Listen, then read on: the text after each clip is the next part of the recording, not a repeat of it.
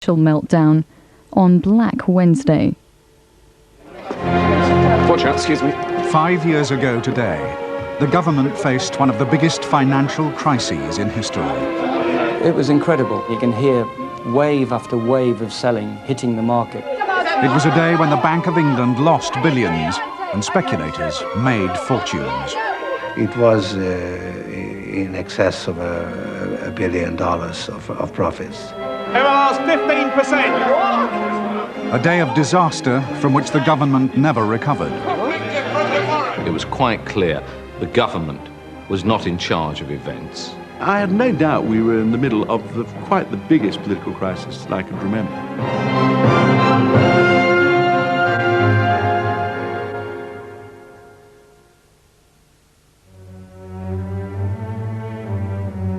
Margaret Thatcher put Britain on the road to Black Wednesday.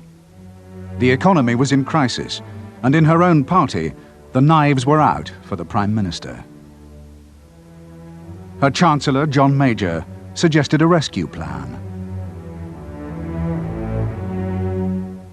He believed joining the European exchange rate mechanism would be both good for her and the economy.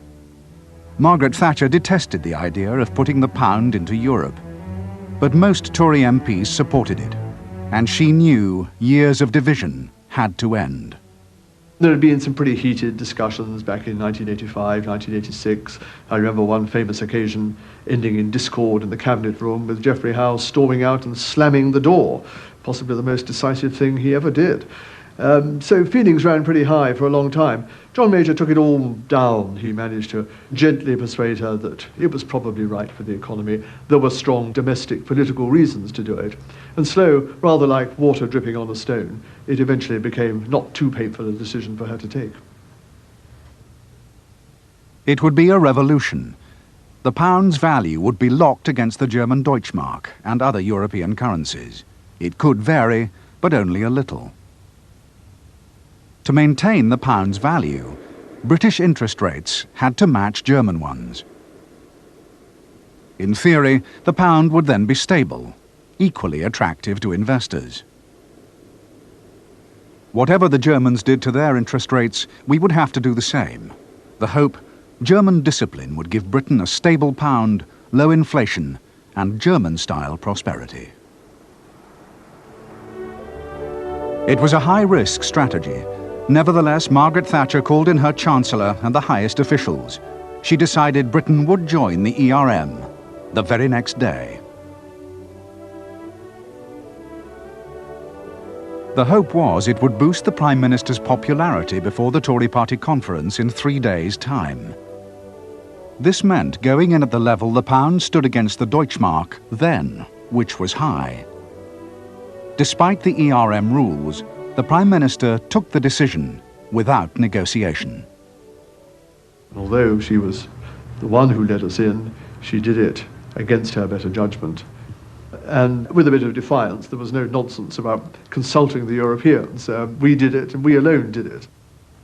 John Major called me and said, we have decided to join at a rate of 2.95 D-marks. And I said, John, I have to tell you, we have to negotiate that. And I think 2.95 is a little bit on the high side. And he said, no, we cannot change that because it was decided by the Prime Minister. And I said, well, I don't care about your Prime Minister, but I wanted to negotiate that with you. You have to follow the rules. But he said, well, it's too late, we will announce it in half an hour. And after it was announced, of course, there was no room for negotiations anymore. And we simply had to accept it and to pray and to hope that this was a realistic rate. For John Major, Britain's entry was a triumph. From the start, this was his policy, and he took the credit. I think everyone's very pleased that sterling has joined the exchange rate mechanism. I'm very pleased. We've been waiting for this decision for a long time. It's now been made. I think it will be a great success, and I'm looking forward to discussing it with my colleagues. Are you a consultant, Mr. Major? And I've nothing more to say about it at the moment. But joining the ERM was not enough to save Mrs. Thatcher. The victim of a Tory party coup, just 7 weeks later, she left Downing Street for the last time. Now it's time for a new chapter to open, and I wish John Major all the luck in the world. But joining the ERM failed to bring instant prosperity. Britain had already been sliding into recession. Over the next 18 months, it got much worse. 1 million people lost their jobs. The high exchange rate of the pound, locked inside the ERM, meant businesses struggled to sell their goods abroad. The ERM reduced inflation, but there was little sign of German-style wealth. People were finding it very hard to meet their mortgage payments, and when they failed to meet their mortgage payments and were obliged to sell their house, we were, for the first time in British post-war history, witnessing people selling houses for less than they'd paid. And that dreadful new word, negative equity, came into the language. It was a very, very hard time. Against the odds, John Major won the 1992 election. He was determined to run the country as before, with the pound locked at the high exchange rate at which it had entered the ERM. He believed if he stood firm, the ERM could make the British economy as successful as Germany's. The Prime Minister said he would come to dinner because the Sunday Times had supported him in the election. He said, you know, Andrew, Prime Ministers have tried to get inflation down and make Britain a low inflation economy. They've never succeeded. I'm going to do it. I'm going to be the Prime Minister that got inflation down and established Britain as a low inflation economy. To which one of our numbers said, yes, but this could be the low inflation of the dead. What's the point of having low inflation if the economy is not just on its knees, but on its back? Anybody can do that. An angry Prime Minister said that this was a policy on which he would never give way. The pain was worth it. He thumped the table and said, Andrew, don't you understand? There is no alternative. But the Germans were about to increase the pain. The men who ran Germany's central bank prepared to meet. It wasn't politicians, but the Bundesbank Council who set Germany's interest rates. Whatever they decided, Britain would have to follow. But in Germany, the unthinkable was happening. The economy was faltering. The cost of unification with East Germany was higher than predicted, and inflation was rising. The Bundesbank Council raised interest rates. Our decisions were made on the basis of what is necessary at home. Our primary target in that time was to go on in fighting the acceleration of price increases in our country. This is the Bundesbank's main target. Inside the ERM, we should in theory have followed Germany's rising interest rates to keep the value of the pound steady. But the British government desperately tried to avoid doing this. If we wanted to stay in the ERM, we had to match those interest rates. But if we matched German interest rates, that meant, higher interest rates in the UK, hitting the housing market above all in a way that became increasingly politically and economically unsustainable. In the city, the crisis that would become Black Wednesday was brewing. The currency dealers began to sell pounds and buy Deutschmarks because of the high German interest rates. The pound's value fell towards its bottom limit in the ERM. Rumours spread that the government was about to devalue, locking the pound to the Deutschmark at a lower level. The government frantically tried to restore confidence. Just in case there is the slightest scintilla of doubt, there are going to be no devaluations, no leaving the ERM. We are absolutely committed to the ERM. That is our policy. It is at the centre of our policy. We are going to maintain sterling's parity, and we will do whatever is necessary. And I hope there is no room for any doubt about that at all, that the government is determined to maintain our position. John Major's successor as Chancellor had now nailed his colours to the ERM mast. In private, the strain showed. He had inherited a policy which he didn't really very much like, and he would complain in private, and he would have spats periods of bad temper with his officials and with all of us. And I think his whole chancellorship was an unhappy period because he was forced, and I think loyally did, defend a policy that he didn't like. Also, of course, he had endlessly to answer questions about a recession, which was caused by this policy he didn't like. We had a meeting about all of this, and Norman Lamont said, well, there is one policy left, and that's to get the Germans to cut their rates. And that's what he set out to do when he went off to Bath.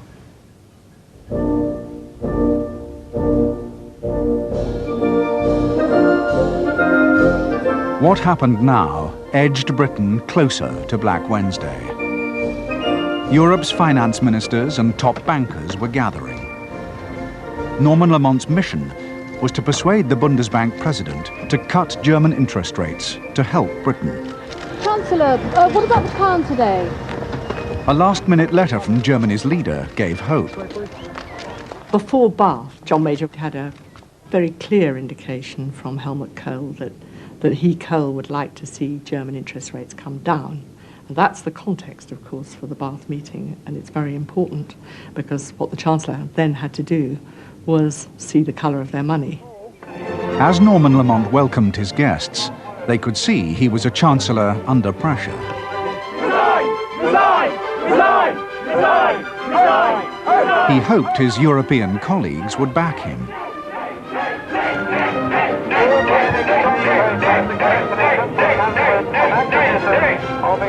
It wasn't just Britain that was suffering. The Germans were also forcing the other European countries to keep their interest rates high. Some were finding it hard to bear. There was an air of crisis. When I came to Bath, I and everybody else knew that the situation was very, very difficult. And I was told that the Italians, who had just arrived, took the view that something had to be done, otherwise they would have to leave the EIM. Inside the assembly rooms, the Chancellor prepared to do battle. Unlike the Bank of England at that time, the Bundesbank did not take orders from politicians. How he handled its president would be critical. The Chancellor decided to be forthright. The only thing which Mr. Lamont has had in mind was to force the Germans to lower interest rates. And he asked me if I could not lower the Lombard rate of the Bundesbank the next Monday. The way he was speaking and trying to convince the Germans was showing that he felt he was in real political difficulties unless he got something out of the discussion. La question était simple de sa part. The question was simple. You've got to bring down interest rates. Et il n'y avait pas d'introduction, il n'y avait pas de... There was no introduction, no conclusion. The questioning was quick, brutal, incisive. Très incisive. But the Bundesbank president would not promise a cut in German interest rates. 4 times, Norman Lamont refused to take no for an answer. As a member of the Bundesbank, one is an independent person. One cannot be treated as an employee. It's not possible. One cannot accept it. And I thought, he's not my master. I must bring this exercise to an end. And I said to Finance Minister Weigel on my side, in Bavarian dialect, I think I should go now. The German finance minister restrained a furious Helmut Schlesinger. Then he told Norman Lamont the discussion had to end. He was saying, Norman, look, you can ask us here another time and another time the same question and you will get the same answer. But we are not doing this 10 times. Norman Lamont's strategy had gone badly wrong. Not only had he failed to gain a cut in German interest rates, he had also antagonized the one man who could help him. It was among the most unpleasant meetings, unfortunately, I have participated in. This was a meeting which had created a lot of bad mood and absolutely no results. And this kind of things don't happen without implications. And the financial markets the following days, they took notice of that. Helmut Schlesinger left Bath convinced Britain needed to take urgent action to keep the pound in the ERM. Either increase interest rates or to be prepared for a devaluation in the European exchange rate mechanism. No other way? No other way, no.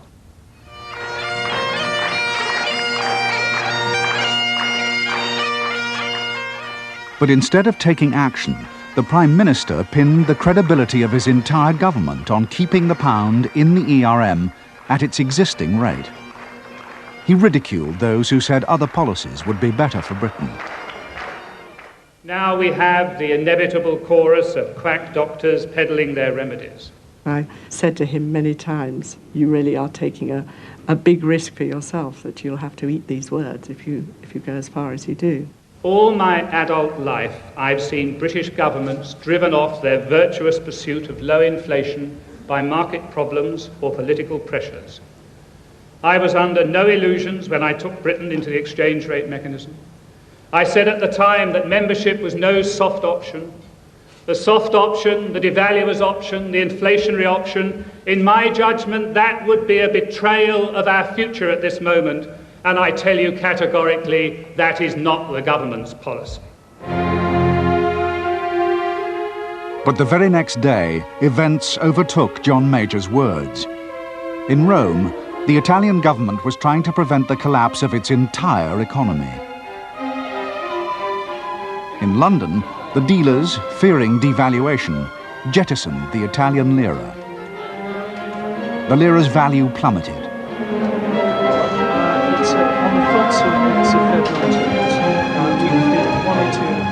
To stop the slide and keep the lira in the ERM, the Bank of Italy poured in money. The Bundesbank did the same. The ERM rules said it had to. $1 billion was what we were spending in a few hours. And we reached 2 or 3 or 4 or even 5. Now, this was $1 billion. This was, for me at least, an astonishing amount of money. As the selling intensified, inside the Bundesbank, its president decided that despite the ERM rules, he could no longer help the Italians. He told the Italians they were on their own. The first silly reaction was, why? Because at that point you ask why very politely. And they said, because it's costing too much. We are spending too much and we are not ready to go on indefinitely. The German leader, Helmut Kohl, met with Schlesinger. Schlesinger proposed a deal. To end the crisis, he would cut German interest rates if Italy, Britain and others devalued their currencies. The Prime Minister was visiting the Queen at Balmoral. From there, he flatly rejected the proposal. There would be no devaluation, despite the German offer. This was notified to John by me. He repeated that he felt confident. I insisted. I said to him, John, we need stability. The markets are really in a fighting mood, and I do not think that the victory on the lira will be considered satisfactory by them. They will choose new targets, but this did not change his mind. The next morning, the lira was devalued by 7%. The Germans cut their interest rates by a tiny 1/4%. Those dealers who had held on to the lira lost fortunes for their clients. Many started to sell pounds. They feared a British devaluation would be next. UK investment funds and indeed pension funds, all of a sudden they can see all these strains building up in Europe, and the pound is clearly going to come under pressure. They're holding all these pounds and they want to get rid of them because they think the value of the pound is going to go down. So they started selling. In Frankfurt, the president of the Bundesbank gave an interview to a journalist. It only needed a hint that the pound might devalue to provoke an avalanche of selling. Inadvertently, Schlesinger gave that hint. Well, he said the realignment was not satisfactory. It was not enough. It was only a small devaluation of the Italian lira. He wanted to have a more comprehensive realignment, other currencies involved as well. Schlesinger believed his remarks were off the record. Werner Benkhoff did not. He prepared to send his story across the world.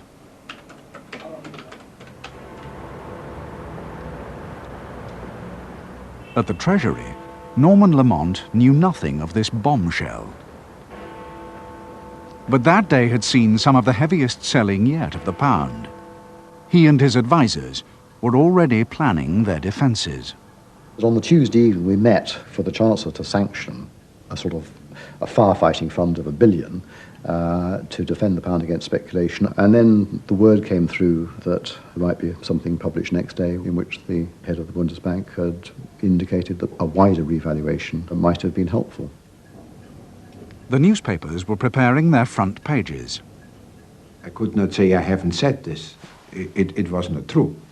I have said this, but it was certainly not for the public. All evening, the Chancellor and his team pressed the Bundesbank to deny the remarks, but they couldn't. Well, they couldn't say it's not true because I had the tape. It was on my tape, the interview. They couldn't deny it. We were all pretty shocked, and there really wasn't anything very much we could do. And in a way, the meeting, as it were, was adjourned and resumed at 8 o'clock next morning, by which time it was clear that, indeed, it had been every bit as bad as we feared.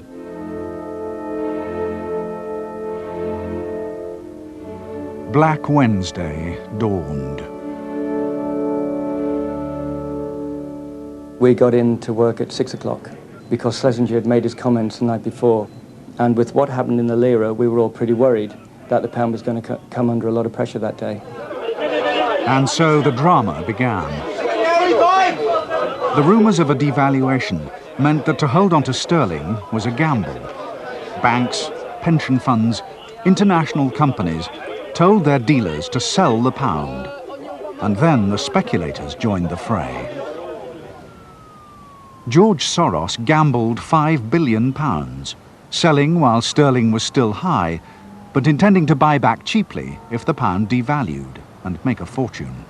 The Bundesbank was basically egging on the speculators to speculate against the weaker currencies. And we took our cue, actually, from the Bundesbank. Get some dollar markers going out. I need some cable called because I've got stop loss. The Bank of England hoped it could make George Soros lose his gamble. It planned to sustain the pound's value by buying pounds at the official high ERM rate. Billions of pounds of public money were about to be thrown into the defence of the pound. We decided that as the London market came in, we would intervene on a scale which would make it quite clear that we were intervening, and that's what we did. It was incredible. I mean, obviously you can hear what's going on in the market, and you can hear wave after wave of selling hitting the market, being met with resistance and support by the Bank of England. They were buying such a phenomenal amount of pounds. At the Treasury, they waited for news. We were really just waiting minute by minute updates from the market, and that was when we learnt that the billion that we had put aside to defend the pound up to the weekend on Tuesday night had been, had gone in a few minutes. That was really when the question was posed, is this it? Is the game up? The bank was extremely grave. They said, we will have to raise interest rates. We can't save the situation by intervention alone. The Prime Minister was living in Admiralty House in Whitehall. Downing Street was being rebuilt after an IRA mortar attack. The Chancellor rang the Prime Minister to say interest rates would have to go up 2 points. And they wanted the Prime Minister's agreement to that.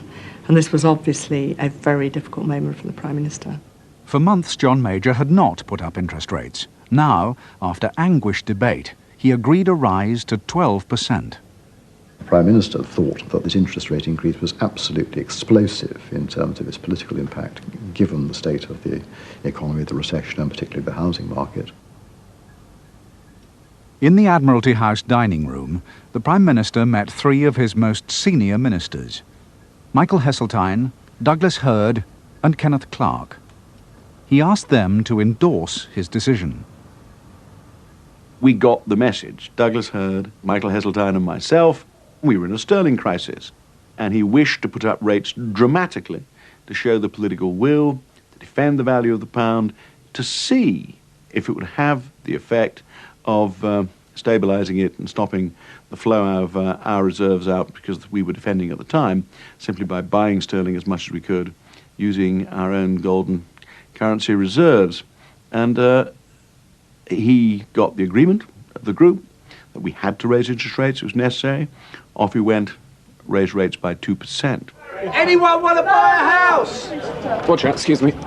Intended to show strength, the markets perceived the rate rise as weakness and reacted accordingly. We had a fairly strong sense that we were on to the kill. It indicated to us that we are in at the end game, that there was no, this was an act of desperation. So instead of restraining us, it was really an invitation to double up, to try to sell as much more as possible. The Bank of England had some £19 billion in foreign currency reserves, but it was now spending £2 billion an hour as more and more people sold the pound. 93.98. Who for? Bacon. 91 white. Is that bacon? 91. Is that bacon? Oh, God. I've got bacon here. 80.87. Who for? Bacon? 70 bid 8.87's out to bacon. All of a sudden, instead of being asked to quote a price in £5 million or to sell £5 million for clients, typically they would come up and do multiples of that. Suddenly they would be coming with an interest in £20 million, £50 million, £100 million, sometimes even bigger than that. Unaware of all this, the politicians were still hoping the rate rise had worked. I went outside to go back to the Home Office. I was being driven by a Metropolitan policeman. And we were about halfway down Whitehall when the driver said to me, "It hasn't worked, sir," because he'd been listening to the radio. And the radio had been commenting on the market reaction, and he was right. Within 10 minutes it was obvious it hadn't worked. The run on sterling was going ahead. I went back to the Home Office, potted about with a bit of work, and of course I was back in Admiralty House within half an hour because the meeting was reconvened. What do we do now? At the Bank of England, the man in charge of defending the pound believed it was time to throw in the towel and stop spending before the bank's reserves were exhausted, even though that would mean letting the pound crash out of the ERM. Well, my view at that stage was that the game was up. The scale of the intervention became heavier after the rise in interest rates, because I think there were some people in the market who said that makes no sense in the context of the UK economy. It had become clear that getting out of the ERM was bound to happen, and was, the sooner the better. Upstairs in the Prime Minister's temporary flat, the Chancellor broke the grim news. The Chancellor went through the options, the Prime Minister went through the options, and it was clear that the Chancellor's option was now to suspend. A critical decision had to be made. The Prime Minister insisted on summoning back his senior ministers. He had no intention of taking the decision to leave the ERM alone. It might destroy his administration. After all, he had made the ERM the cornerstone of the government's credibility. The Prime Minister went downstairs and went through the options, very neutrally, but describing very clearly what the Chancellor's preferred option was: suspension. I think it came as a shock to some of the colleagues that this policy, the ERM, could end so easily. I could see our economic policy, and to some extent our European policy, were collapsing. The Chancellor of the Exchequer and the Prime Minister, and all of us following them, had been emphatic and definite for month after month that this was the centre of our economic policy. it also had its importance for our foreign policy. And therefore, yes, of course, everybody in that room wanted to stay in if we could. A further interest rate rise to defend the pound would be disastrous for the economy, and there was no evidence it would work. Norman Lamont again advocated suspension, but Michael Heseltine, Kenneth Clarke and Douglas Hurd disagreed. Most of them wanted to make it clear that we'd gone the final mile to remain within the ERM. There were some people who said, well, are you absolutely confident that if we raise interest rates further, that won't actually persuade the markets? I thought that extremely unlikely, but I mean, in those circumstances, if people wanted to try, then that was something that one couldn't exclude. It might just work. John Major decided to raise interest rates a second time to 15%. Did anyone think it would work?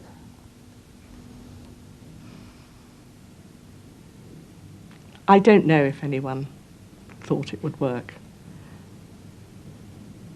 Most of his colleagues, I think, thought it was the right thing to do. What did you think?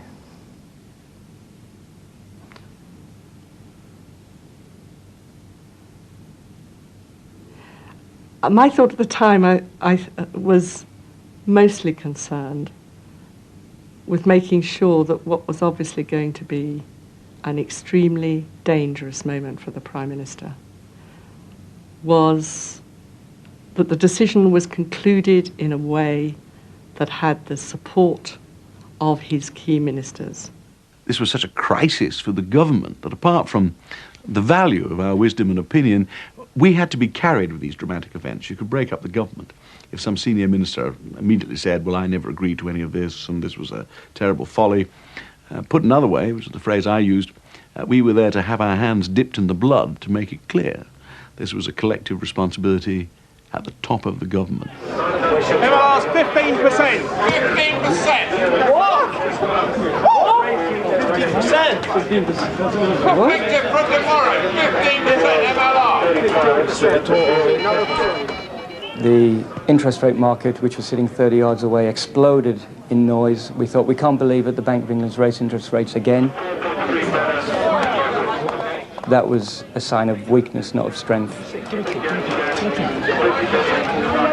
The more those rates go up, the more it's going to be worse for the pound, isn't it? Mortgage rates, no way. 10 done.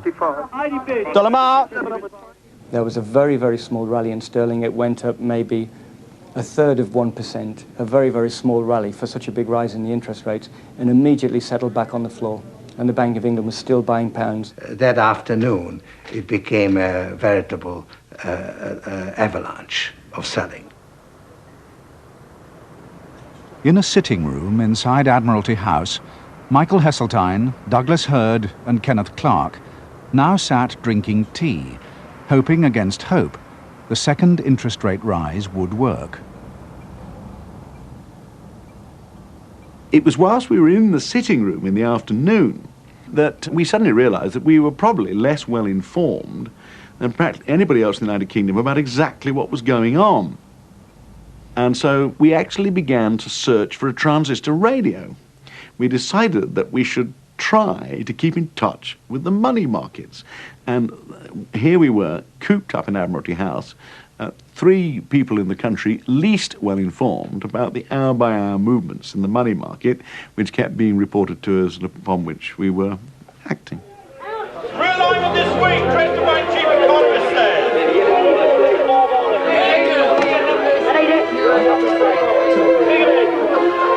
By mid-afternoon, the Bank of England had spent £15 billion. It was running out of money with which to defend the pound. 10 bid at 30, 10 bid at 30. Rumours swept the markets that Britain had persuaded Germany to cut its interest rates to relieve the pressure. She says that the Bundesbank may drop rates by a quarter point again. They're waiting for them to do something. Yeah.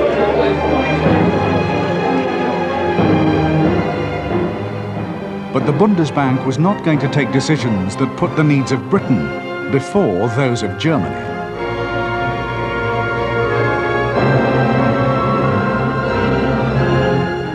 have the Bundesbank, and we have the Bundesbank law, and these are German resources.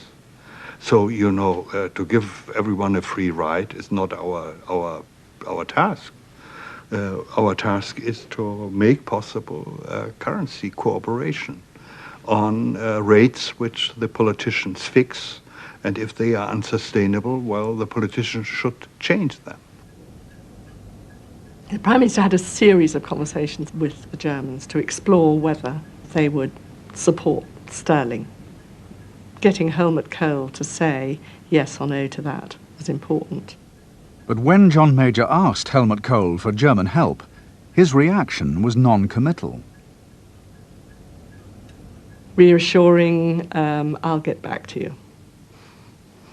Did he get back? Well, let's just say the day moved on. We had no power.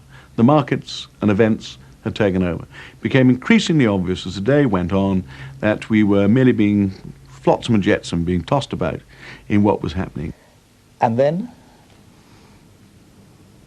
Then, of course, the decision to suspend was taken. The Prime Minister gathered his colleagues. He told them Britain had no choice but to pull out of the ERM. They knew it was a political catastrophe. The government's credibility would be gravely damaged. Prime Minister was all right. I mean, he was in the same position as the rest of us.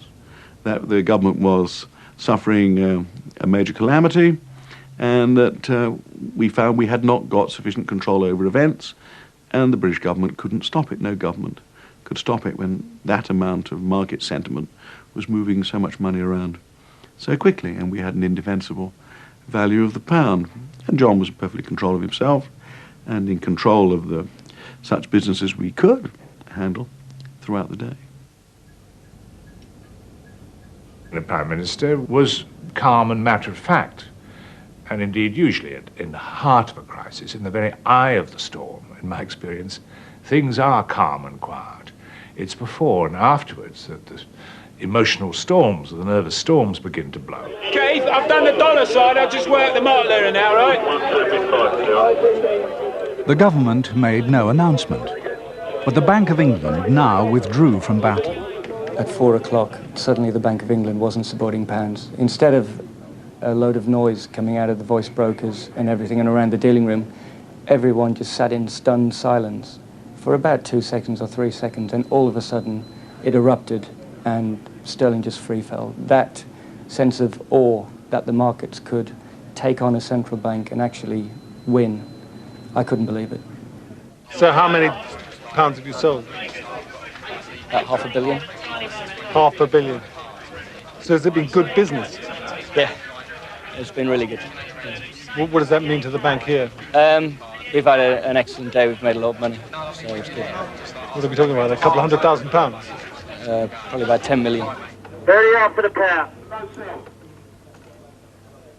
The markets finally closed, and dealers still didn't know that the momentous decision to leave the ERM had been taken. For 3.5 hours, there was silence from the government. Treasury officials advised the Chancellor he shouldn't speak until a meeting was convened in Brussels with Britain's partners in the ERM. I'd never previously been in a government that hadn't got an economic policy. It's a weakness in a government's position. I had never encountered a situation where, in that situation, the ministers, the political leaders of the government, are accepting they can't tell the public anything about it. When it's all over the newspapers, every 10th-rate economic pundit in the country is in front of cameras explaining what he thinks is happening. Most of the reporting is coming from people who haven't the first idea what's going on, and the sense of hysteria and panic is no doubt spreading through the nation. We had just put up interest rates by a most phenomenal amount in one day, and nobody was saying anything. The Prime Minister was reluctant to allow any government minister to speak. Instead, the Conservative Party chairman was summoned. People did not want there to be any more detailed questioning of what the next steps would be and what the consequences were and so on and so forth. And clearly it was easier in some ways to put the party chairman up. He obviously couldn't be drawn to comment on any of the detailed economic consequences and what the next steps might be.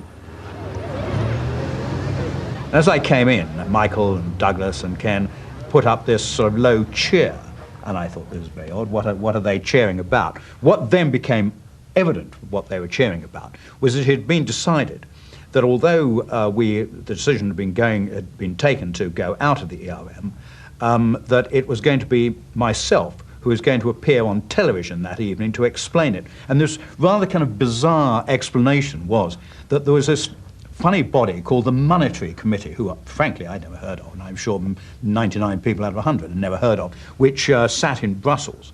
And it was a group of officials who actually had to accept the resignation. It was sort of like a club, you know. You had to accept the resignation before it was official. So Norman Lamont had taken the view, well, if that's the case, I can't actually appear on television and answer questions until it's official. And if he couldn't appear, no other government minister could appear. So there was Fowler, party chairman, not in the government, absolute godsend. That's why they were cheering. By this time, again, people like Michael Heseltine and myself were getting pretty fed up with the completely ridiculous politics of this. This is no way for a government to handle the media or to handle the explanation of such a serious decision. We managed to get reluctant agreement. I mean, I would just gone out and give interviews personally, but we got reluctant agreement from the whole gathering that Norman Lamont could go out, give a slightly forced and artificial short statement, say thank you very much, and come straight back inside, as long as he didn't answer questions.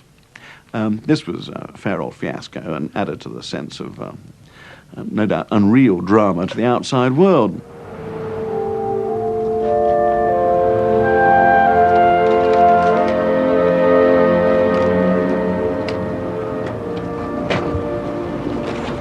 Today has been an extremely difficult and turbulent day. Massive speculative flows have continued to disrupt the functioning of the exchange rate mechanism. As chairman of the Council of European Finance Ministers, I have called a meeting of the Monetary Committee in Brussels urgently tonight to consider how stability can be restored to the foreign exchange markets.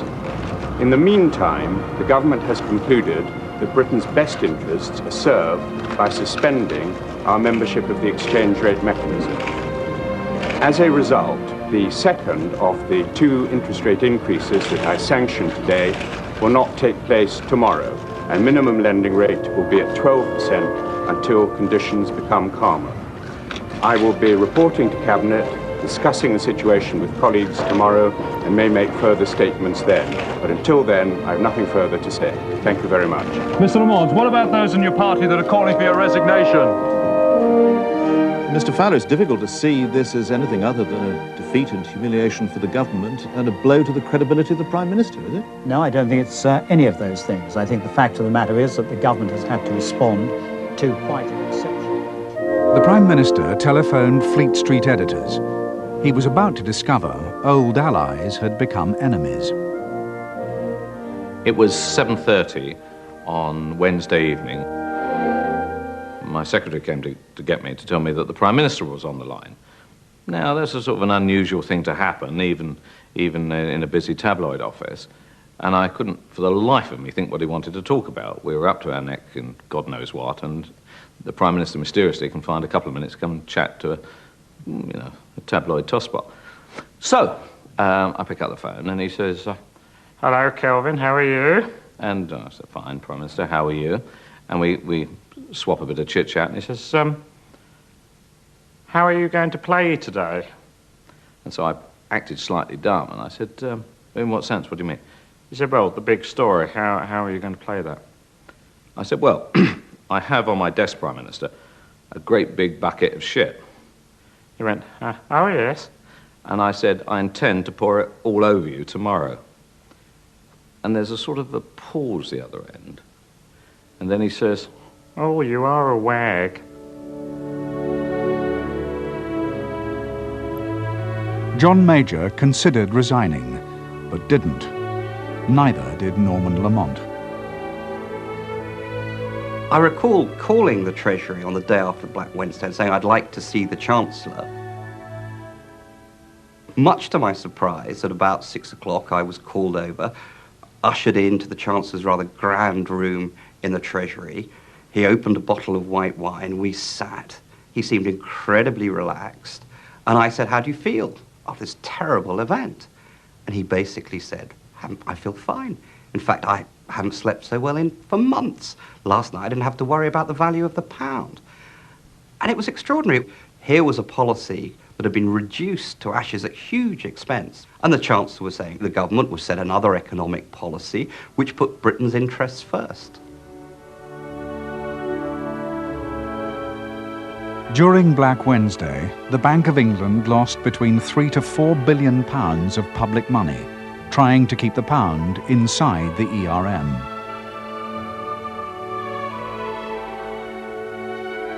The day had been an utter fiasco as interest rates were going up and down like a whore's drawers. The Prime Minister and the Chancellor are like the Chief Executive and the Finance Director of a public company. They sit there and decide the big issues. And on this particular issue, they got it hopelessly and completely wrong. If they had been in business and they had lost even a tenth of the amount of money that they threw to try and sustain the quid, they would both have had to resign, and by the way, resign that day. Mr. Curler, do you think Germany's to blame for all this? How do you react to that? In Brussels, the funeral rites were held for Britain's membership of the ERM. Sir, is there going to be realignment? Within a year, Norman Lamont would be removed as Chancellor. Kein Kommentar, das ist doch... Despite John Major's prophecies, outside the ERM, the British economy would flourish and inflation stay low. When that happened, a sceptical public saw little reason to give John Major's government the credit. Can you just tell us very briefly what you think this has achieved this meeting? No. Why not? And so, Black Wednesday ended. And what did the communique say? Blocking out, sir, in the meeting. Of all the political events I can think back on, that was the most important, that did change the course of British politics. And I spent my entire time as Chancellor really concentrating on two aims, trying to win back our reputation for competence, economic competence, trying to win back our reputation as a trustworthy government that could be trusted with the money. It also, of course, set off and inflamed all those crazy European arguments between the Eurosceptic rebellions, which in the end were the destruction of the government.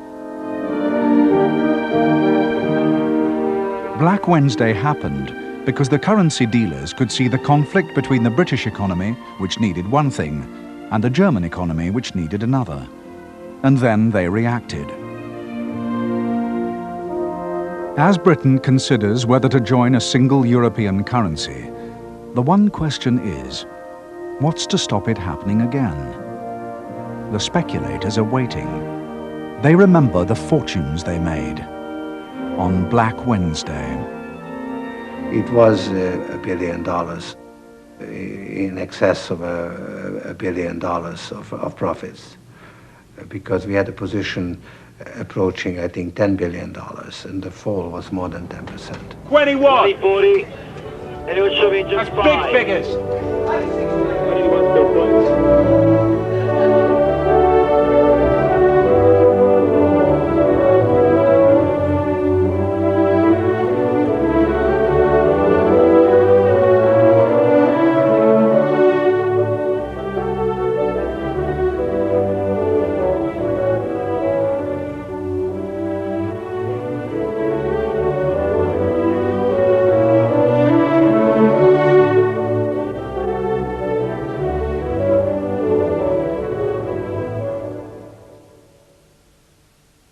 You might think it's an easy life being a well-dressed global explorer. For only 440 quid,